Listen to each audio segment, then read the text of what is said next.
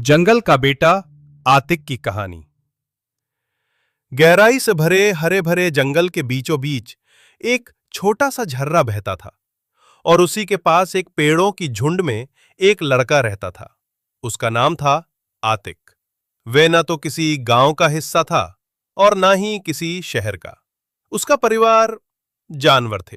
हिरण, हाथी, बंदर, भालू और पक्षी सभी उसे अपने बेटे की तरह मानते थे।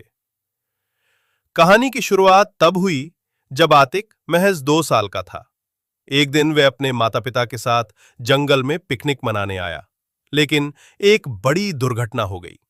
भारी बारिश और भूस्खलन की वजह से आतिक अपने माता पिता से बिछड़ गया। कई दिनों तक वह अकेला रोता रहा, भूखा प्यासा जंगल में भटकता रहा। एक दिन एक मादा भालू ने उसे पाया और अपने बच्चों की तरह उसे दूध पिलाया। धीरे धीरे जंगल के अन्य जानवरों ने भी उसे अपनाया। बंदरों ने उसे पेड़ों पर चढ़ना सिखाया, हाथियों ने उसे नहाने का तरीका बताया और हिरणों ने उसे सावधानी से दौड़ना सिखाया। आतिक अब जंगल की हर आवाज को समझने लगा था। उसे पता चल जाता था कि कब शेर भूखा है और कब कोई खतरा जंगल में आया है।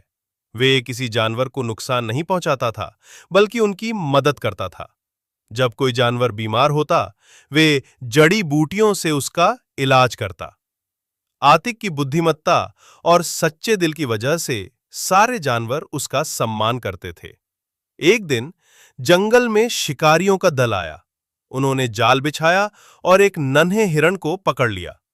आतिक ने तुरंत खतरे की आवाज दी।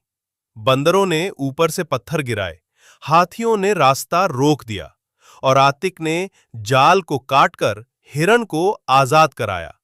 शिकारियों को भागना पड़ा। उस दिन जंगल में एक जश्न सा माहौल था। समय बीतता गया। अब आतिक 14 साल का हो चुका था। वे दिखने में साधारण लड़कों जैसा था, लेकिन उसकी आंखों में जंगल की गहराई और दिल में सभी जानवरों के लिए प्यार था। एक दिन कुछ वैज्ञानिक जंगल में रिसर्च के लिए आए। उन्होंने आतिक को देखा और हैरान रह गए कि कोई लड़का इतने सालों से बिना इंसानी संपर्क के कैसे जीवित रह सकता है।